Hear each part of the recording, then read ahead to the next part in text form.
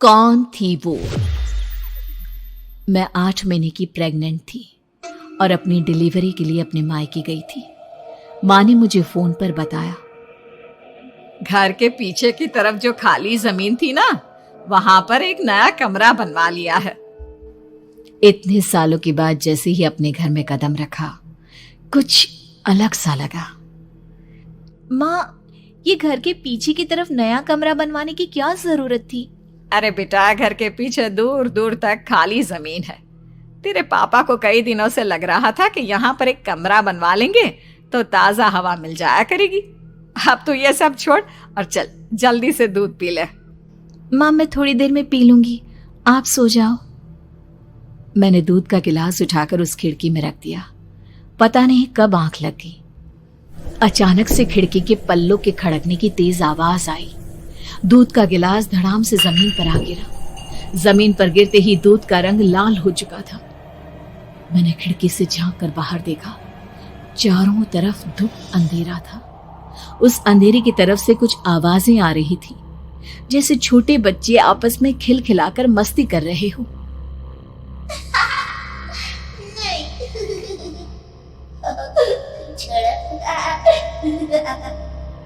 इतनी रात को इतने घनघोर अंधेरे में बच्चों की आवाज कैसे आ रही है? घड़ी में वक्त देखा तो ठीक 12 बजे थे। देखकर मैं सन्न रह गई। बुरी आत्माओं और भूतों की कई कहानियां मैं सुन चुकी थी। वक्त भी कुछ ऐसा ही था। ऊपर से मैं प्रेग्नेंट। सुना था कि ऐसे वक्त में अक्सर बुरी आत्माएं औरतों का पीछा करती है, तो क्या मेरे पीछे भी? पसीने से तरबतर बड़ी मुश्किल से, जैसे कांपते हाथों से मैंने उस खिड़की को बंद किया। जल्दी से जल्दी उस कमरे से बाहर निकलकर माँ के पास जाने के बारे में सोचा, लेकिन जैसे ही दरवाजे की तरफ पलटी, लगा कोई साया हवा की स्पीड से दरवाजे के सामने से गुजर गया। मेरे गले में अटक कर रह गई। मैं जोर से चीख कर माँ को बुलाना चाहती थी, लेकिन वो आवाज खुद मेरे कानों तक नहीं पहुंच पा रही थी। तो माँ तक कैसे पहुंचती? खिड़की के पल्ले एक बार फिर तेज हवा के झोंके से धड़ाम करके खुल गया और पूरी ताकत से मैं चीख पड़ी। जानती थी मेरी चीख की आवाज सुनकर कुछ ही सेकंड में माँ वहां पहुंच जाएगी, लेकिन ऐसा कुछ हुआ ही नहीं। मेरा कलेजा डर के मारे फटा जा रहा था। आखिर माँ ने मेरी आवाज क्यों नहीं सुनी?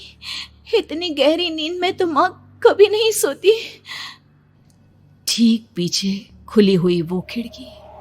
मुझ में इतनी ताकत नहीं बची थी कि मैं पलटकर उस तरफ देख भी सकूं। हवा का एक सनसनाता हुआ झोंका उसी वक्त मेरे कानों से आकर टकराया। लगा जैसे किसी ने दबी हुई आवाज में धीरे से मुझसे कहा, चली जाओ यहाँ से। मैंने दोनों हाथ अपने कानों पर रख लिए और एक बार फिर ताकत लगाकर जोर से चीखने की कोशिश की। माँ! पापा! मेरी आवाज उस कमरे की दीवारों से टकराकर वापस मुझे ही सुनाई दे रही थी।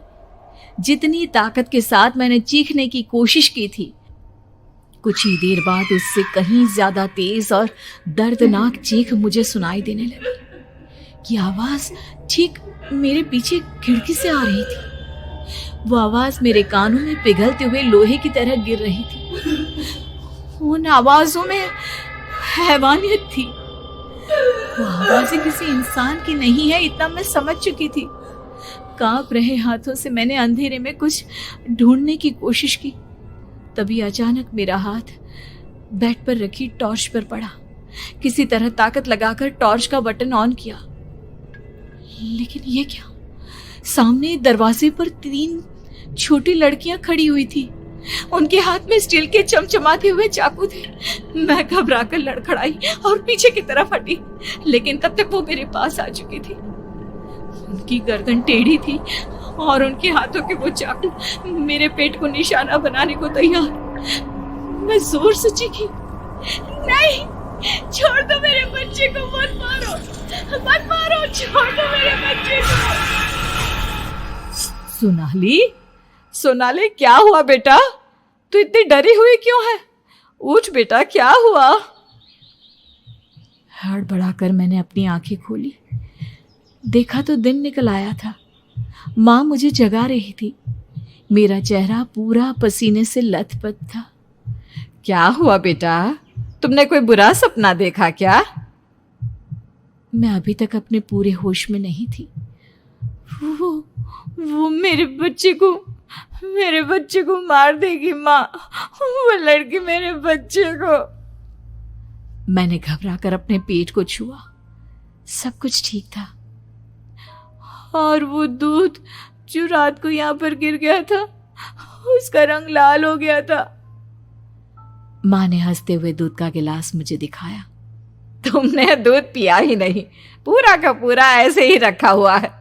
तुमसे कहा था ना सोनाली, सेहत के लिए लापरवाही ठीक नहीं बेटा।